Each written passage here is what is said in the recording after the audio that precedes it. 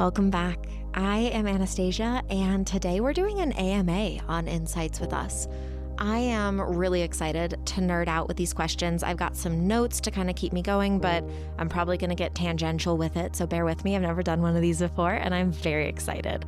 We have questions from some adventure buddies around regulation, around healing, around attachment. And honestly, I have already loved doing this, prepping for it. I'm really hoping that this episode goes well.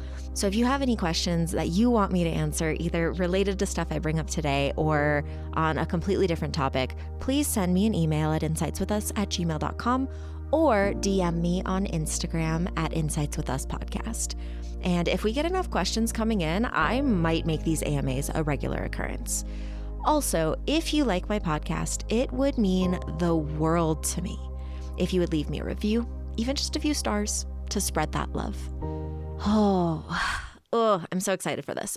We have 4 juicy questions today, and I'm really excited to explore them with you. I have no idea how long these 4 questions are going to take, so it's going to be kind of a test episode. Like I said, it's my first AMA, so bear with me. And the first question I am really excited to answer. It's very simple, but the question is, do you actually care about your clients? And I can't speak for all therapists, but hell yes, I care about my clients. In fact, not only do I care about my current clients, I still think about the ones that I haven't spoken to in years.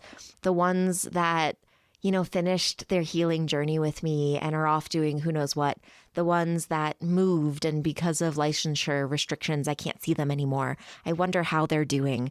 And I can't reach out because of HIPAA and ethical lines. So I think about everybody. And I can't give credit to the person who said this, but I heard someone say a while ago, you pay for my time, the relationship I give freely. And that is so true. As a therapist, our relationship, it is a professional relationship. I'm not going to share everything. We're not just best buds talking over coffee, but the relationship is so real. And especially with someone like me, every relationship is authentic too. And what I mean by that is I don't act the same way with all of my clients. I have a different relationship with each person because we're human, which means every relationship is going to be different. I'm going to connect differently with different people. But that doesn't mean I don't care. I care about everyone equally. It's just the relationships look different. So if you are somebody who is going to therapy and you feel like your therapist doesn't care about you, maybe they're having a rough day, maybe it's a one-off, maybe, that relationship just needs to build a little bit, but maybe it's just not a good fit. The therapeutic relationship is one of the key factors for healing and growth. So if you don't feel connected in the relationship with your therapist, go find a different one. If you are one of my clients and you're like, I don't feel it with you, I'm sorry about that. I'm doing my best over here, but also go find somebody else. I won't take it personally. It is my job to help you. And if helping you is helping you find somebody else, then I'm going to do that. So yes, I care about my clients. The majority of therapists care about their clients. And if if you have a therapist who doesn't seem to care, then maybe it's not a good fit. So yes, again, you pay for my time, not for the relationship. The relationship I give freely, and I love working with all my clients. I am for sure passionate about this work, if you can't tell. And the reason I started with that question is because all of the rest are complex. They are nuanced. There are so many layers, and depending on the context of a situation, the answer I give might not fit, or it might fit, but it might fit in a different way. And so I'm going to do my best to answer these next few questions from this place of care, from this place of recognizing it's complex and everything is going to be different depending on who you are in the context of your life. So that said, the next question is, how can you repair with yourself when the person that you are in conflict with isn't interested? And again, nuance. challenging layers to this because the other person might not be interested in repairing with you or in the relationship, maybe because you broke up. Maybe they're a family member and they just don't want to go there. Maybe they're a friend who thinks they're going there, but they're not. Who knows? It could mean so many things, but the result is the same. There was a rupture of some sort and they aren't doing the work with you. So how do you repair with yourself? How do you help yourself heal and feel better when the rupture existed within a relationship? There's a couple different steps to this that I'm going to talk about today. And the first being increasing your window of tolerance to be able to sit and hold space with what your experience is, what it is you're feeling, what did happen, how you're feeling now after the fact. Are you able to tolerate all of that distress, all of that discomfort? And one of the best ways to help increase your window of tolerance is to go to therapy. This is not a substitute for therapy. Please go find a therapist. Find that relationship with that person who cares so that they can help you figure this out. But basically, the window of tolerance is exactly what it sounds like. If there is you, it is the space with which you are able to tolerate whatever is happening, to be able to sit with, to be able to have curiosity for what is going on. The larger your window of tolerance, the more space there is, the more you can look at it, see it from different perspectives, understand another person's perspective. The more you can let it exist because you have the space to let it exist. And the more you have the ability to then shift how you see it over time. The smaller your window of tolerance, you don't have as much space to sit with it. You're not going to be able to have as much curiosity. And one way I like to conceptualize this, and I am using my hands as examples here. So if you want to watch this, you can find the videos on YouTube or Substack. So if you have a large window of tolerance, anytime something happens that triggers you, upsets you, hurts you, you're going to lose a little bit of that window, but you still have space. Then you get triggered and you still have space. And then you get triggered and you still have space. And it actually takes quite a while before you and the thing that you're struggling with are so close together that there is no space for curiosity. This happens when you feel really overwhelmed or you're in your head or you can no longer process what the other person is saying or what's happening in your life. Like there's no space. If you have a tiny window of tolerance, you might only get one shot before you're in your head. You're gone. It's not going to move at all because you're stuck in it. Your window of tolerance is gone. So increasing your window of tolerance gives you more space and more time before you're in your head. And what this does, especially if you had a rupture with somebody, is it allows you to zoom out and see the separate experiences for what they were. You can recognize your perspective because you lived it, but being able to zoom out, being able to tolerate that distress allows you to then wonder, well, what happened from their perspective? Even if they can't talk to you about it, even if they aren't ready to sit in there and describe their perspective to you, you can still wonder. You can also wonder, well, if I know me and I sort of know them, then I get why maybe our perspectives were different, but then what actually happened in reality? There's probably a mixture of both. There's this whole third perspective of reality. And when you can separate yourself, zoom out in this way, there is this second piece that comes in as you repair with yourself, which is acceptance. Acceptance that where you are on your journey is not the same as where they are on their journey. And honestly, that hurts sometimes, especially when there's a rupture, because you're not going to be able to show up the same way. You're not going to be able to repair together if you're in such completely different places on your journeys. And where they are on their journey when this rupture occurred, they might not be intentionally choosing to not resolve this conflict with you. Maybe they literally don't have the capacity or ability to show up with you. Maybe that isn't accessible to them. Maybe they're intentionally choosing not to repair, but maybe not. And being able to accept that that's where they are and they literally can't meet you for whatever reason, that's going to help you then understand what comes next for you. If we can't accept, then we're going to keep trying to get them to repair with us, and they're going to keep adding rupture to the original rupture because they're not going to be able to go there, and it's going to keep hurting you. And no matter what their intentions are, the end result is the same, which is they can't meet you there. They are not up for repairing with you, which means you have to do it for yourself. And I'm going to give you an example of this. So I was in a relationship once where I kept trying to repair with them. I kept trying to talk through our conflicts. I kept noticing our patterns and wanting to figure it out. I wanted to get stronger, and they had no interest. They never wanted to go there. And after years of me trying, they finally looked at me and they said something to the effect of, I will never want to talk through any of this. And you trying to force me to talk about it is crossing my boundary. They did actually say that part explicitly. And if you want it to be different, then you are the one who is going to need to change. That was devastating to hear, especially after years of effort of trying to repair, trying to figure out a different way of interacting, trying to get stronger in this relationship.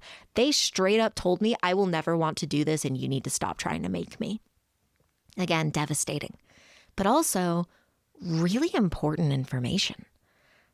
Before then, I always assumed that others would want to process and find resolution, that people would want to repair. And in that moment, and ever since then, I've realized that this isn't always true. And I can't force people to have capacity or interest in repair when they just don't. And this is a hard one for me because I am somebody that feels most connected to friends, to partners, to family members when they're in the mess with me. Even if we don't come to a solution, I just want to know that we're talking about it, that we're both caring and putting effort into it. And for the people who can't, who don't have the capacity or intentionally are choosing not to, again, no matter what the purpose behind the action is the same. They aren't meeting us there. They're not able to accept where I am. They might even be upset that I'm trying to repair. But I'm the one that's done this work. I'm the one that can go there, which means I'm able to accept where they're at. And it's hard that it doesn't go both ways. But there's a softness in that. Of, oh, I see you. I see where you're at in your journey. And it sucks that our journeys aren't coming together. Like we're not getting to the same place on our journeys, but I can still respect and accept where you're at and recognize that I then have to do this work for myself. Which brings us to the next step. So again, increasing our window of tolerance so we can actually figure out these dynamics and see them differently. 2, acceptance that you're not on the same place in your journeys. And sometimes that leads to self-repair and, accepting whatever the relationship is or was. And then the third step is taking meaning from it. We as humans have this beautiful capacity to make meaning, to decide what it means for us. And when there is a rupture in this way where the repair is one-sided, you're not just taking meaning from the relationship, you're getting meta with it. You're going to zoom out and find meaning from this rupture and from this attempt at repair. You can learn from this interaction in and of itself. And some of the kinds of questions that might help you get there is, what did it feel like when they didn't want to repair with you, to not be seen or understood for where you're at? What does it feel like when you are seen, when you do have somebody meeting you there? This helps you know what to ask of yourself and what to be curious about in future relationships, how other people choose to try to repair with you. You can also ask yourself, what feels aligned for you with deep connections and relationships? This is going to give you insight into what you're looking for in regards to others' capacity and ability to explore. Something that I know is true for me is I feel most connected with people when they're willing to go there with me. Again, not have an answer, not have a solution, but just willing to muddle through the mess. Having the desire, the effort to sit in the discomfort with me, even if it doesn't feel good. And the people that are in my inner circle are the people that I know I can go there with. That if there is a rupture, they are going to fight for that repair because it's worth it. Because we both know that we can go there, that we can handle it, that we have that capacity to try. They don't have to do it perfectly. I just need them to not give up on trying. So understanding what this means for you, what repair would look like in an ideal relationship, and finding somebody willing to put the effort in to find that way to repair instead of somebody who just gives up or lashes out at you for trying or whatever reaction you've had. I've had the full gambit as I have grown and healed and set boundaries and tried to repair and go deep with people. So everybody responds in a different way, and you get to look at that and go, oh, that's where you are in your journey. This is where I am in mine. Now I need to figure out how to move forward with this, what I am looking for. Which brings us to the final step of how to repair with yourself. And that's letting yourself grieve what you thought it was going to be. There is a difference between the potential you see in your head around a relationship and the reality of what it is and how you interact with each other. And we humans are beautifully optimistic in that we often show up as if the potential is already true, which is amazing because most of the time that potential does kind of happen to an extent. But then there are these lines where it's like, that's as far as this person can go, or that's as far as this relationship can go. And when there has been a rupture and only one of you is interested in repair, the potential, the fantasy is, we'll both get in this and it'll be hard, but we'll talk through it and we'll figure it out and we'll repair and we'll feel better. And sometimes the reality is they have no interest in doing that. So you need to heal. You need to grieve the potential, grieve what you saw as possible. And if only the two of you were able to move through the journey and get to the same place, it could have become reality, but it isn't. And often once there is a rupture, especially if it's a breakup and you part ways, and you know, like logically, you know it was the right choice and you weren't meant to be together forever, we still grieve the potential of what could have been, what we wished had happened. And if you can grieve that, if you can allow yourself to be curious about what was potential and what was reality, well, then we start to ground ourselves in where we really are at on our journeys. That acceptance settles in. And then you realize maybe you both did the best you could. And in different circumstances and different places of the journey, yeah, maybe it could have been different. But this is where you're at and this is what happened. And it doesn't necessarily mean that either of you did anything wrong. But that doesn't change that the hurt is there and it deserves to be felt and it deserves to be witnessed. And you also get to move forward with that meaning you took from it. Hopefully that answers the question. And if there's more nuance or more questions based on it, again, send me an email, insightswithus@gmail.com, or DM me at insightswithuspodcast. This next question is, how do I change the way I regulate my nervous system? This is a juicy question because there is a myth about regulation that is going around right now that I want to squash. And that is that regulation is being calm all of the time. You have to not react. You have to be grounded. You have to be able to just be happy no matter what you're going through. This is fucking false. This is masking. This is editing who you are to make other people comfortable. This is not regulation. Being calm all of the time is a fallacy. That's not possible. Emotions are constantly shifting and changing. And if something is happening out in the world that is upsetting, you are going to be upset. That is normal. That is expected. So if you are trying to be calm all of the time, what is happening is you are refusing to acknowledge your true and authentic experience. And this causes pressure over time. This is the opposite of regulation. So for example, imagine you have like an inflatable ball and like a bucket of water, and you're trying to push the ball underwater. It's like you're like, stay calm, get in there, don't react. But that's literally adding water pressure. And the second you let that go, the ball is going to pop up and water is going to splash everywhere. So that's not regulation. Trying to force yourself to feel a way that is inauthentic for you is not regulation. Regulating your nervous system is being able to acknowledge and let exist whatever it is that's coming up for you without it taking over your body, without it dictating how you respond. Having one foot grounded in the present and who you are, your sense of self, and the other sitting in your experience and in your emotions, letting it all exist together.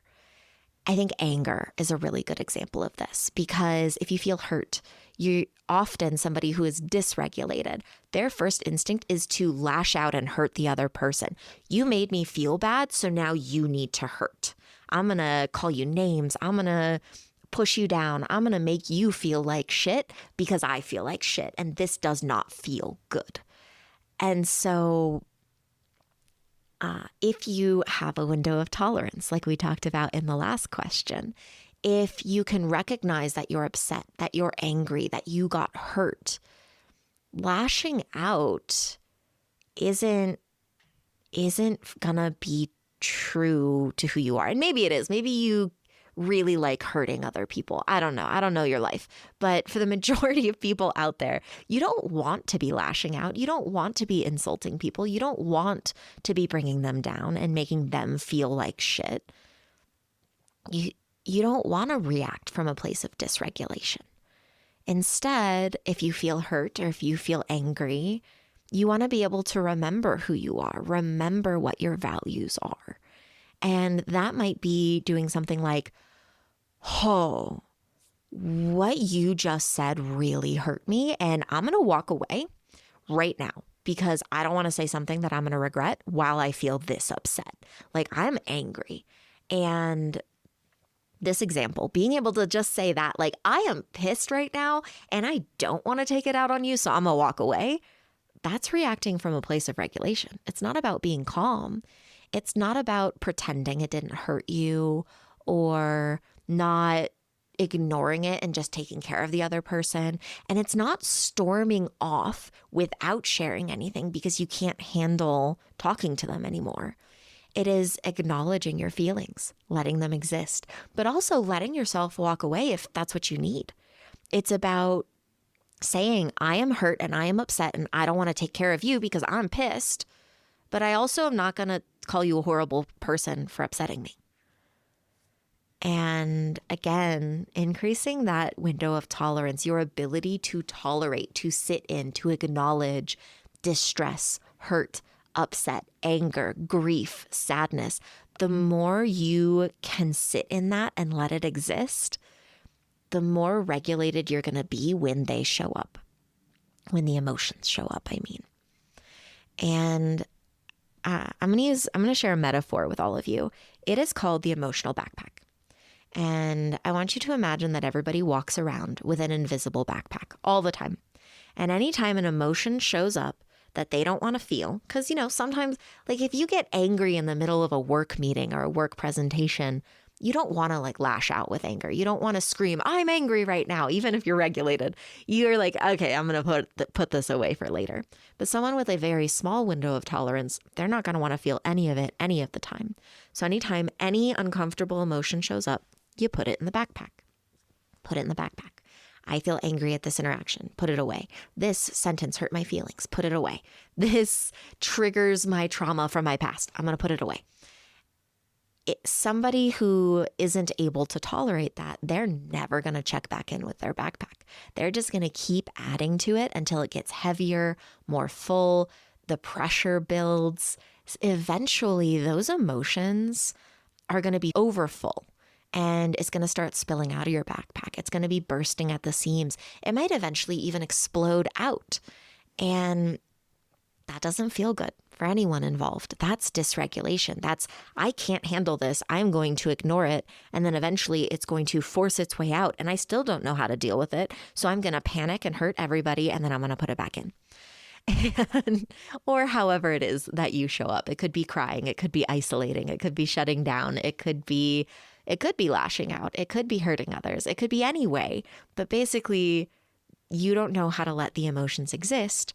So you shut down and push it away and push others away as well. So how do you do this work? How do you learn to regulate your nervous system? Because it is hard. It is challenging. You can't just decide, I'm going to be okay with this now. Because you've probably spent years, if not decades, learning that being in those feelings aren't safe. So anytime those feelings show up, you're going to dysregulate, and then your body's just going to survive as best as it can. So I'm going to start with a very simple step, and then we're going to get more complex with it. The most simple step is start noticing when you're using you statements. Thinking about how other people are making you feel a certain way versus I feel statements, your experience in it. So like, you're pissing me off and you're not okay and you're a terrible person, or you need to just leave right now because I can't handle this, versus I'm feeling really upset and I need space. Or I am angry by like what you just said made me feel angry and I don't know what to do with it. As we're talking and interacting, I'm noticing that I'm feeling more and more shut down and I can't continue. And even as I'm saying this, I'm saying it calmly, but I want to remind you that it's not about being calm.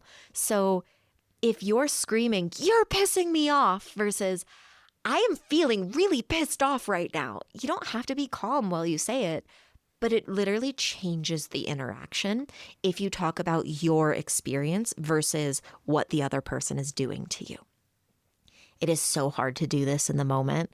It takes practice, and it is also still something that will help. So that said, I want to get into the nitty-gritty of this, because if feeling your feelings, if dealing with discomfort scares the shit out of you, if you are the type to run away from any uncomfortable experience in anything in your life, my best recommendation, again, is to find somebody who can be your guide, who can sit in those feelings to teach you that it's safe. Because trying to do it on your own can be so overwhelming. And it's really hard to even figure out where to start. So find somebody, find a therapist, find a life coach, find a good friend who's willing to start with you there. But basically, learn how to trust yourself to go there. And that's basically what this journey is learning to trust your ability to sit in whatever sucks, to recognize that you are capable, that you can do it, that sitting in whatever feeling you run away from, your life isn't over.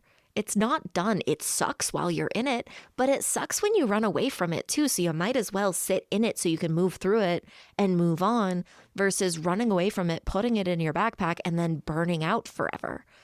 Like, you can handle it. I've been a therapist for almost a decade now, and I have yet to meet anyone who can't sit in it.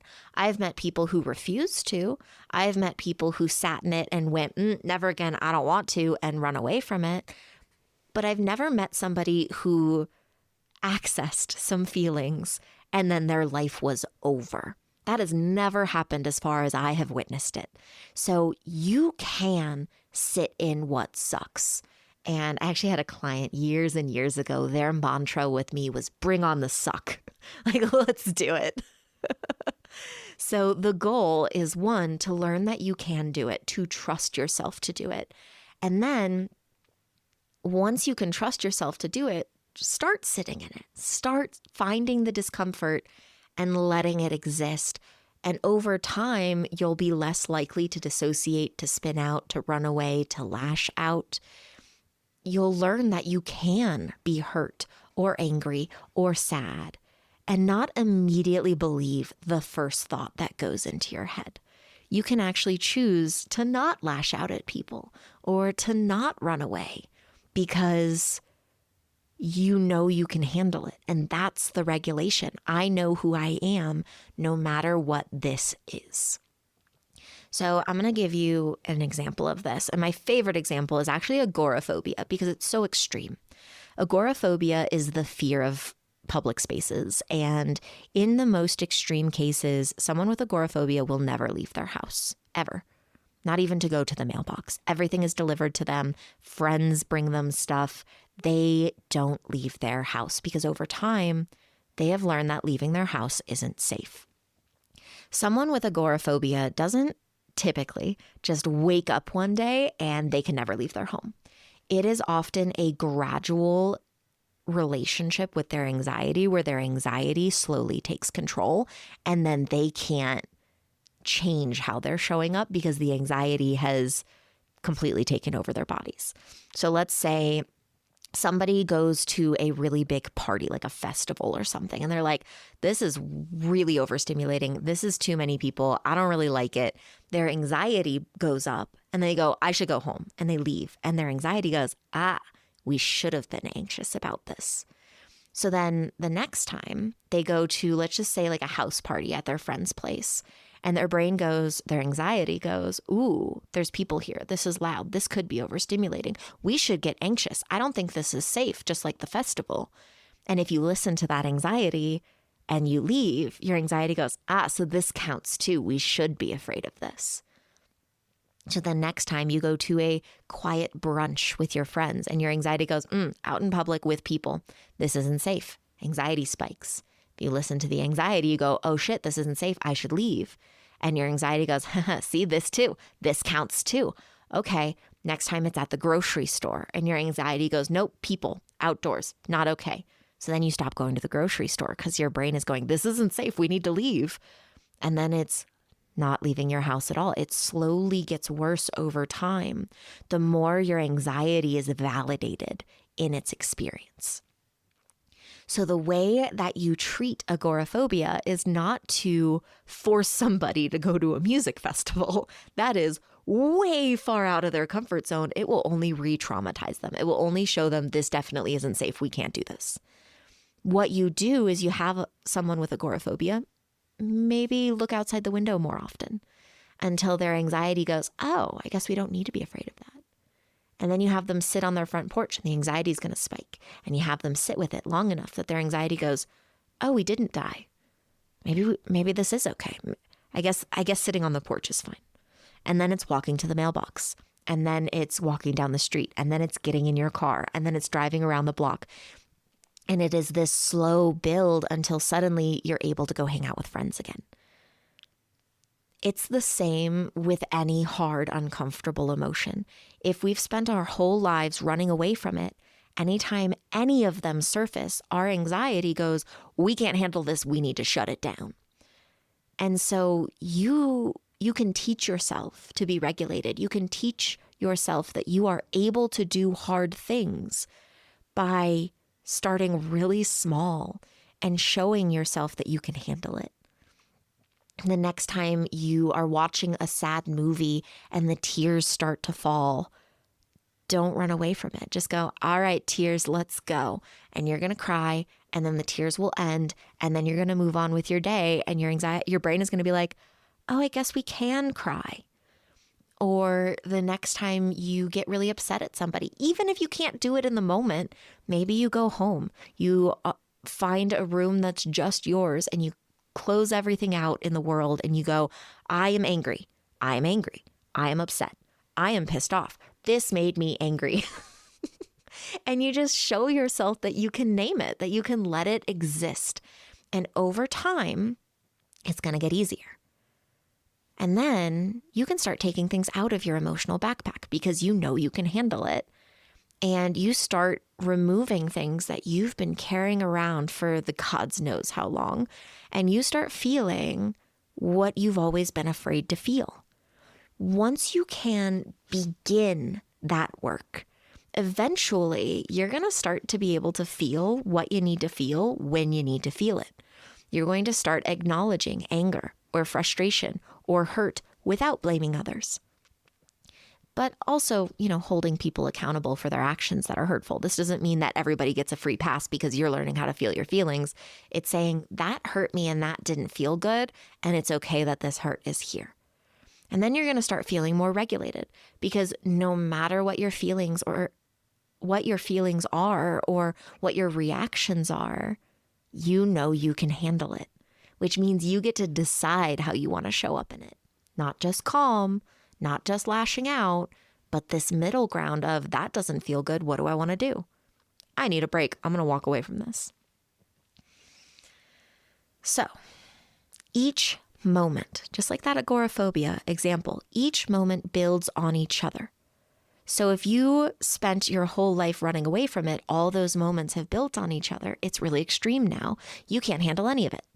But it goes the other way too. Every moment you let it exist, every moment you acknowledge those feelings, that's going to build on each other too. It's not an on-off switch. I am regulated or I am not. It's a dimmer switch. And you start really small, so manageable you barely feel like you're doing the work. And then that dimmer switch is slowly going to ramp up. You are going to increase your capacity and your skills 1% at a time.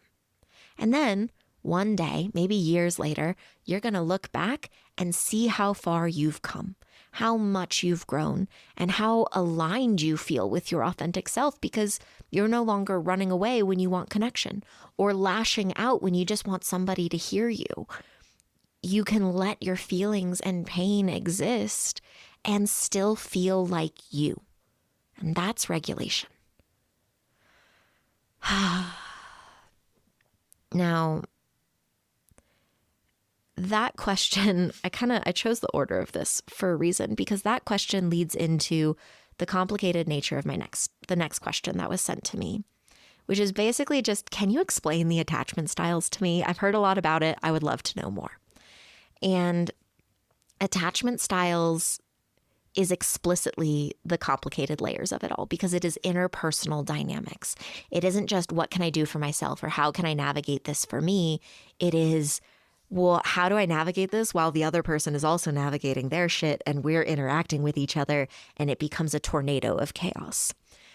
And so attachment is a really great place to start as you try to work through those interpersonal dynamics. It is not everything. It is not the be-all, end-all answer of relationships, but it is a lens and a language that can be really helpful to gain insight into where you are and where you're headed. Attachment is the prime way that we connect with others. This starts in infancy and it continues through the rest of our lives. And the attachment nerd, Eli Harwood, love her and love her stuff. She got into attachment because it's the one thing you can't escape as a human. It starts at birth, whether you are adopted or raised by your bio parents or are interacting with somebody else. Like you came from somewhere and that somewhere is the initial attachment. And so none of us can escape it, and it feeds into the rest of our lives. When we are infants, we need attachment to survive. We need connection. We need community in order to exist. Biologically, it is what has allowed our brains to develop to the way that they are. That might have been from Eli Harwood. I don't actually remember where I heard that from. But us basically being potatoes is what helps us form our brains enough that we can make meaning, that we can talk about all this in such a meta way, that we can create what we have created. And this time in infancy, where we need attachment to survive, connecting at this point in time teaches us how to interact and how to connect with others. If our caregivers, when we are infants to children, are not able to offer us a secure attachment, then we are going to learn to form attachments insecurely. And there's a lot of different ways that that looks. And this can then cause challenges for our attachments in the future. I've mentioned Eli Harwood already like 3 times, but oh gosh, I just knocked everything over. It's fine. I have a workbook from her, Securely Attached, where you literally run through and answer questions about your attachment styles throughout your life to help you gain insight into it. But she has this beautiful table in this workbook, Securely Attached, that I refer to a lot when it comes to understanding attachment. So I'm going to talk about it within the context of that table a little bit, but also all the other knowledge that I know and have learned through the years.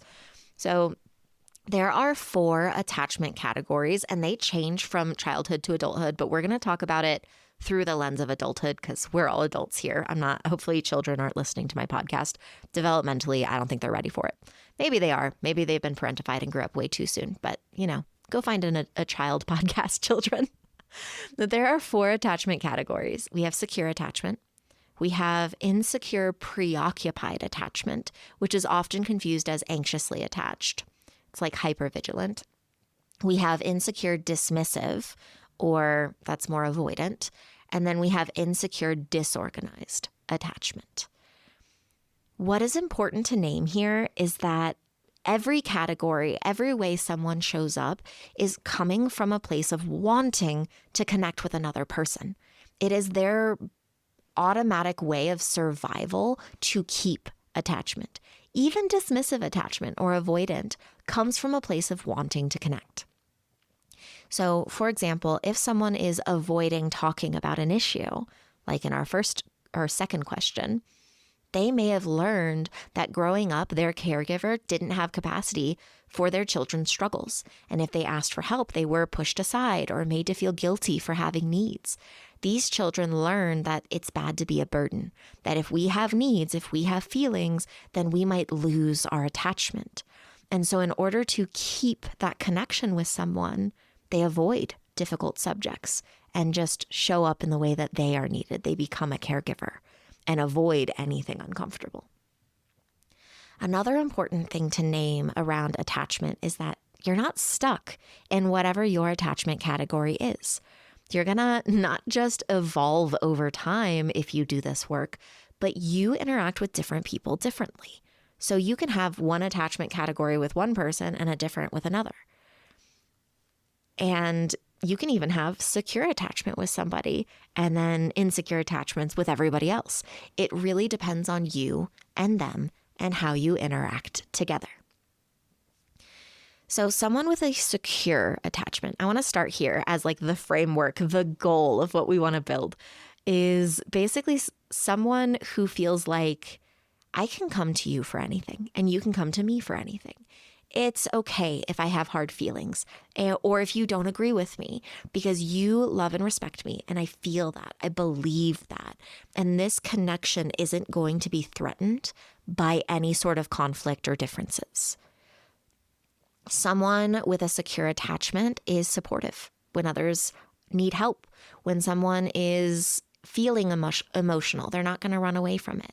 They are direct with their communication and advocate for their needs. And if someone is giving them support, they feel it. They feel supported and they can leave that feeling of upset more easily. I conceptualize attachment categories with the metaphor of a bucket. So imagine if you have a bucket, a secure attachment is a bucket with no hole in the bottom. People give you love and support and it fills up your bucket and you're like, ugh, that feels really good.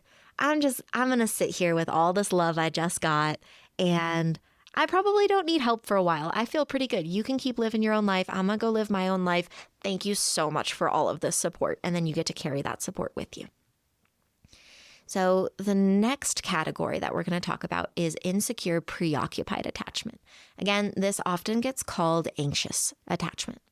This is when somebody struggles to feel like they have enough reassurance and support. Or they don't trust that the reassurance and support they're getting is genuine. And if they aren't constantly being reassured, they fear like something has changed. Maybe you don't love me anymore. Maybe this isn't okay. Maybe you're mad at me. Maybe this, maybe that, when really the other person might just be busy that day. And so somebody with this kind of attachment category is hypervigilant. They are always tracking and attuning to everyone else's feelings, their needs. They are constantly asking for reassurance, and their needs from the viewpoint of someone else can feel really intense, really dramatic. And if it isn't soothed or reassured easily, so the other person has to put a lot of effort into giving that reassurance. So for example, you have a bucket, but there's a hole in the bottom. So your loved one is giving you support, giving you love, giving you reassurance. It starts to fill the bucket, but there's a hole in the bottom. So it starts to drain. And what happens is they become panicked. What happened? Why is it draining? Did they do something wrong? Did I do something wrong? I need more reassurance. I need you to come over here. I need you to come over. Please give me love. Please give me love. And it's just this like panic that occurs. The next type is called insecure dismissive or avoidant. And people with this category of attachment might feel more flat. They might run away from conflict. They might not be able to sit in emotions. They might lash out if you try to force a conversation with them. This is somebody who keeps their emotions in a box and never lets them out. Someone with this kind of attachment has a tendency to feel really uncomfortable with emotions, constantly looking for distractions so that they don't feel upset, doesn't reach out to others to ask for support or reassurance. And if somebody does try to support them or reassure them, it can make them feel really uncomfortable. So, bucket example, there's a hole in the bottom. Somebody gives love and support. It starts to drain, and the person with the bucket is like, I didn't need your love anyway. In fact, I don't want your love. You can just leave. I'm not going to deal with this. I don't want any reassurance anymore. I'm going to do this on my own. And they might even get upset at you for trying to refill the bucket. Which brings us to the last category. And once we've kind of explained these, I'm going to talk about it a little bit more. But the last one is insecure disorganized attachment. This is somebody who is kind of chaotic in their attachment style. You never really know what you're going to get. Somebody who might even feel afraid of attaching to others because they can't trust that it's real. They might get really defensive of themselves, of their feelings, of the interactions that are happening. They might switch back and forth really quickly between wanting reassurance and support and pushing you away because it doesn't feel good. They're afraid of it. They might panic or get angry if they feel any emotion at all because they don't know how to handle them. It's not safe. And any attachment relationship, they might not be able to trust. So in the bucket example, there's the bucket, there's the hole in the bottom. Somebody gives love and support. It starts to drain. They then panic because it is draining, but then they don't know what to do. And they almost freak out if you try to touch the bucket again. It's like, no, it's not safe. Please don't touch it. It'll drain again. Like, I can't handle this. Please don't, but I need it. No, but don't go near it. Like, it's really chaotic. It feels like you never know what version of your friend or partner that you're going to get. And I want to emphasize that we all have our own ways of showing up in connection with others. Whether it's friendship, familial, or romantic, attachment categories play a role and can even end up in conflict with each other. So one of the most common ways of this is the anxious avoidant trap, a lot of people call it, or the preoccupied attachment category and the dismissive attachment category. When they end up together and aren't doing this work, aren't putting the effort in to figure it out, the buckets drain, and the avoidant is going to be like, don't touch my bucket. Leave me alone. I need space. And the anxious is going to be like, my bucket is draining. Come back. I need you. What are you doing? Why are you running away from me? And almost pressures the other person to try to come back, which is only going to cause more of an avoidant reaction. And one of my favorite examples of this is called the hairdryer example. So imagine the anxious or the preoccupied category is a hairdryer, and the avoidant or dismissive is a plastic bag. The harder the anxious person tries to get the avoidant to come to them, to fill their bucket, to get reassurance, the higher the hairdryer setting is, the farther the plastic bag is going to go. You're just going to be chasing forever. Because unless you turn off the hairdryer, stop trying to force that connection, that's the only way that the avoidant is going to be like, oh, okay, I feel safe now. Now I can come to you. But that doesn't feel good. That doesn't feel safe. So then a lot of people who don't recognize this are going to get caught in that pattern and don't know how to leave it. So again, complex, nuanced, layered, every person with every relationship, it's going to be a slightly different answer here. But what can we start doing to heal? This is similar to the answer to every other question here. We want to start regulating our nervous system. We want to increase our window of tolerance, because if we show up in an insecure attachment category, that means there is something uncomfortable there that we don't know how to sit with. And potentially our person that we're trying to connect with, they also have their own attachment style and they're on their own place in the journey, and they might not be able to meet our needs in the way that we need. So we have to learn that we can do hard things, that we can let discomfort exist, that we are capable of going there to be curious enough to understand what's happening. And if you are able to do this, you can also remind yourself as often as you can that other people's reactions tell us more about them than it does about you. When I started this work, I kept a sticky note on my computer as an external reminder of that especially if someone isn't doing the work, their reactions tell me where they are at, not who I am and where I am at. I constantly reassured myself, and I need you to constantly reassure yourselves, that if someone lashes out at you in anger or pulls away and avoids you, I've been avoided for weeks to months at a time sometimes, that this might be how they have learned to relate to others, that this shows us how they connect, how they survive, and might have nothing to do with me. So being able to understand this doesn't mean that you have to accept being treated like that.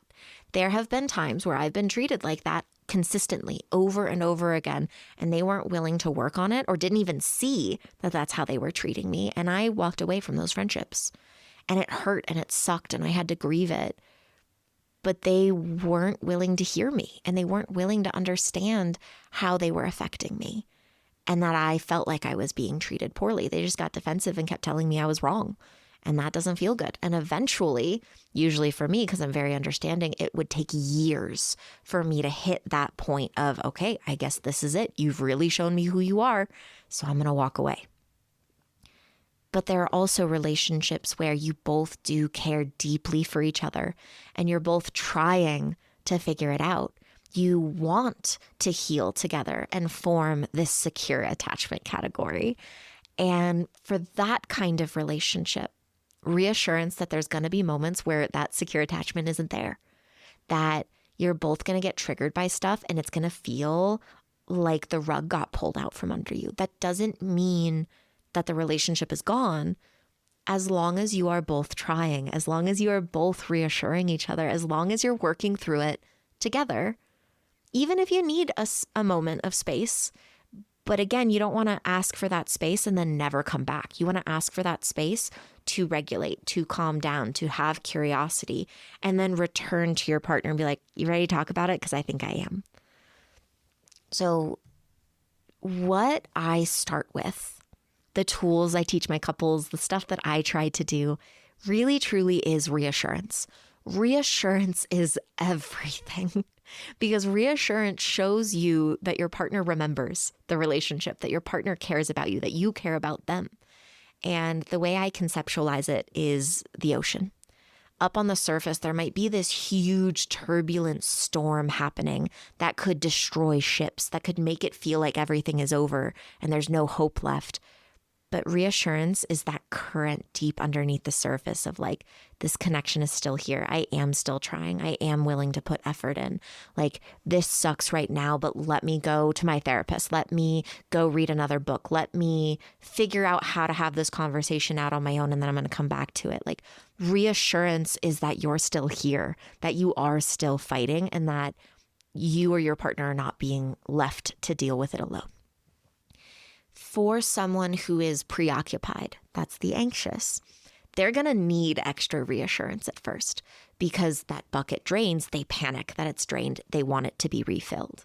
And silence can cause fear that reassurance or connection isn't real, that it's fake or it's fading. And recognizing that if somebody has a preoccupied attachment category, that they need that extra reassurance, if you're someone who's willing to give it to them, then they're going to have enough evidence in that relationship, in their minds, that they're going to start to recognize that that's just a fear, but that connection and support is there for them, that they can ask for it and it'll be given. It's no longer restricted. It's no longer avoided. And that can help them shift to a more secure attachment over time. If you are preoccupied in your attachment category with somebody, you need to work on asking for reassurance in a way that doesn't feel like all or nothing. Learning to recognize that maybe your bucket is draining faster than you'd like, and that's where this panic comes from. But that doesn't mean that your partner or friend hasn't been there for you. And that doesn't mean that they don't care. Can you separate your sense of self from that panic feeling of the bucket draining? For example, something that I used to say at the start of my relationship was like, my anxiety is starting to tell me that you don't really care about me for XYZ reason. Can you give it some reassurance real quick? Again, not me. I feel like you don't care about me. It's my anxiety is telling me. I'm separating from this interaction, from this feeling in my brain. This works when your partner is engaged and ready to support you in that healing process. My friends and I do this for each other constantly. We send voice notes or memes to remind each other that we care. And there is no doubt in our minds that we are there for each other. And we still have moments where, like, if one of us is on a trip or life gets really busy and we haven't talked or sent those memes in a minute, like, we have no qualms about going, haven't heard from you in a while. I thought you were mad at me, just wanted to check in. And my friend, without a doubt, would be like, no, oh my God, I was busy. I was actually thinking about you the whole time. Like, we can reassure each other. So next category, reassurance for someone who is avoidant, who is dismissive. You gotta let them have distance while reminding them that you're here when they're ready. If you try to force them to have reassurance before they're ready, they're not going to hear it. If you try to force them to have a hard conversation or stay in the room when their bodies are screaming to run, this increases dysregulation. It signals to them that they aren't safe and they're not going to be able to hear you or trust it. So you need to give them distance to breathe, to regroup, while offering reassurance that that break is okay, that you're not going anywhere. If you are the avoidant or the dismissive person in that relationship, you need to work on telling your loved one that you need a break in order to regroup. You can't just run away and ignore them. I will say that I have a little bit of both preoccupied and dismissive in my life at times. And if I'm feeling dismissive, if I am running away, I am really bad at telling people that I need a break. I shut down so hard. And I know that I do this. And in the moment, I still struggle to say it. Ideally, you can say it in the moment, but like I literally just said, that can be hard, especially if you're just starting this work. So maybe later you send them a text going, I'm avoiding. I'll come back when I feel better. Or several days later being like, that was my bad. I ran away. I shut down. I didn't have the words to tell you. I panicked. I'm ready to talk about it now if you are. And so I'm going to give you an example. Just the other day, my anxiety spiked in a conversation and I just wanted to run away. And I found myself flooded with overwhelm and unable to form words. And at first, I just stood there quietly. And I was trying to take deep breaths. I was trying to ground myself. I was like, okay, I know what's happening. I'm going to try to figure this out. But my partner had no idea what was happening in my head. So he just kept going. He just, oh, she's quiet. I guess I'll just continue this conversation. And I remembered that I had to tell him what was going on in my head. So I had to be like, I need you to stop. I'm feeling overwhelmed. I can't find words. Please don't add to it. Can you just give me a few moments to breathe before we keep talking? And ideally, your partner can hear this like mine did in that moment and went, okay, yeah, sure. And then we were just quiet for a while until I was able to find my words again and was able to listen again. Okay, so reassurance for the disorganized category. I want to remind you that it is the one that kind of ping pongs back and forth, and you never really know what you're going to get. For someone with this attachment category, they need constant reminders that they are loved, that they're not being abandoned. And if you are the one dating someone with a disorganized attachment category, reminding yourself that their fear of attachment or lashing out doesn't necessarily have to do with you or the situation. It probably just triggered something from their past, triggered the engagement of this attachment category. Reassurance constantly and giving space is needed, especially if they flip back and forth regularly. Let this be okay. Okay, you need space. As soon as you got space, you panicked and you need me to come close. All right, I'm going to come close. But also recognizing that you need to have your own boundaries. You need to know what your nervous system needs.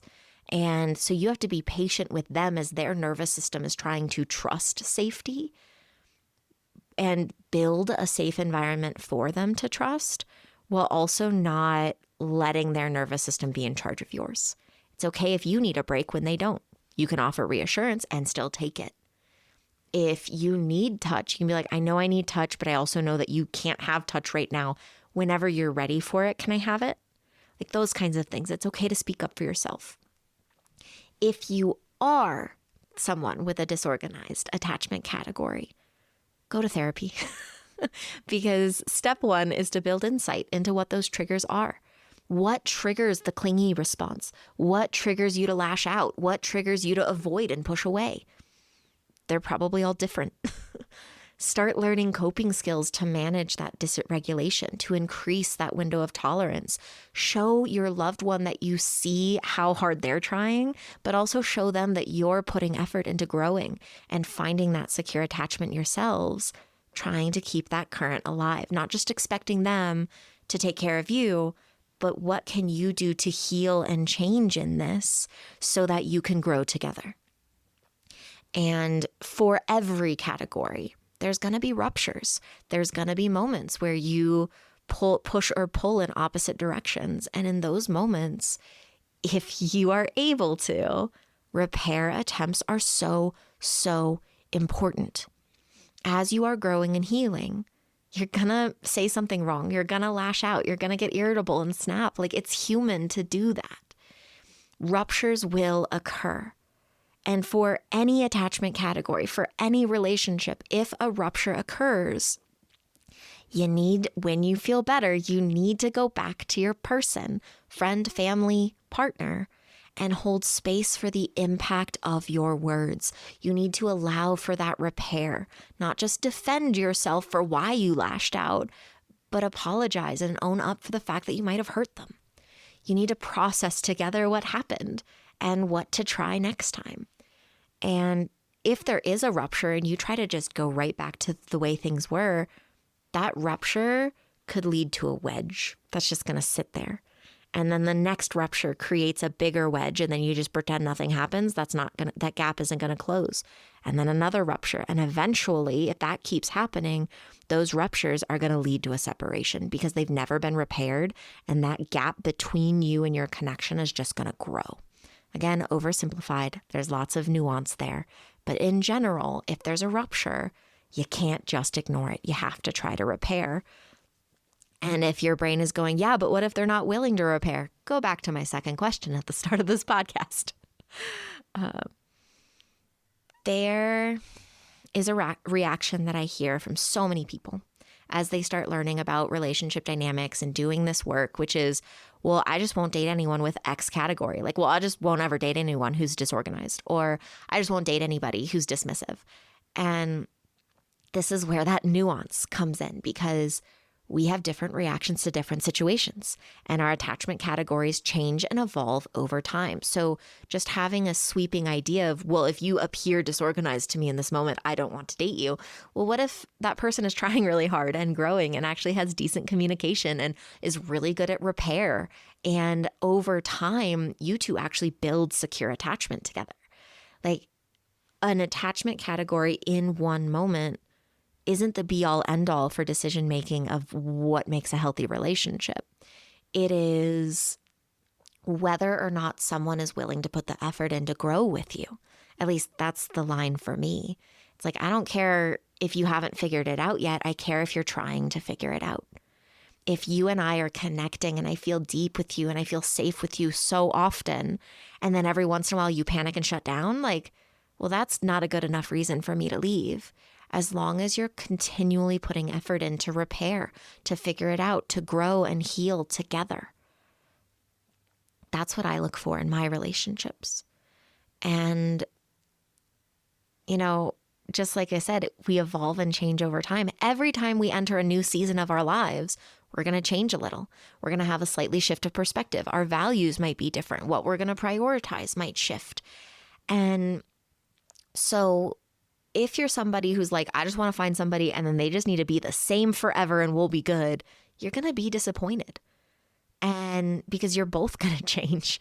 So your best bet is to find somebody who is willing to change with you, who's willing to grow with you, who's willing to repair with you, who is willing to find that secure attachment and like find ways to adapt that security over time as you change. So if you are just learning about attachment, remember, it's not black and white. Nothing is. And it is just one lens to look at relationships through. And it can be helpful, especially with the nuance and the complicated layers of it all. Again, everything is complicated. Everything has layers. But to end this episode today, I want to give you some questions to think about. So if you're just starting this journey, if you've been on this journey for a while, remember that as it evolves, you can keep asking yourself these questions. And those questions are, 1, what is my main attachment category right now? 2, when there is big conflict or stress, how do I show up then? I tend to show up more dismissive or avoidant. Every once in a while more preoccupied, but mostly avoidant in my life.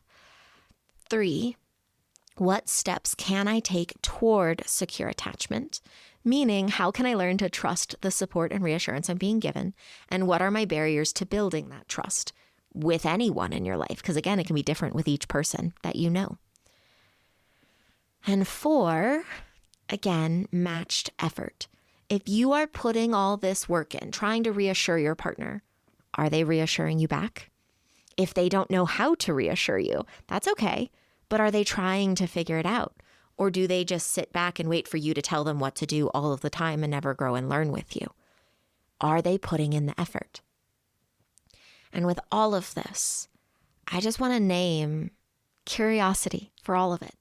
Notice how it feels to be in different situations with different people. Learn how to acknowledge that those feelings or reactions are there. Notice whether or not you're working to heal and change, or if you're just running away because nothing feels good. Increase that window of tolerance. Work on regulating no matter what experience you're in. Notice how you show up in your interpersonal relationships and how they show up with you, and try to find acceptance where you're all at.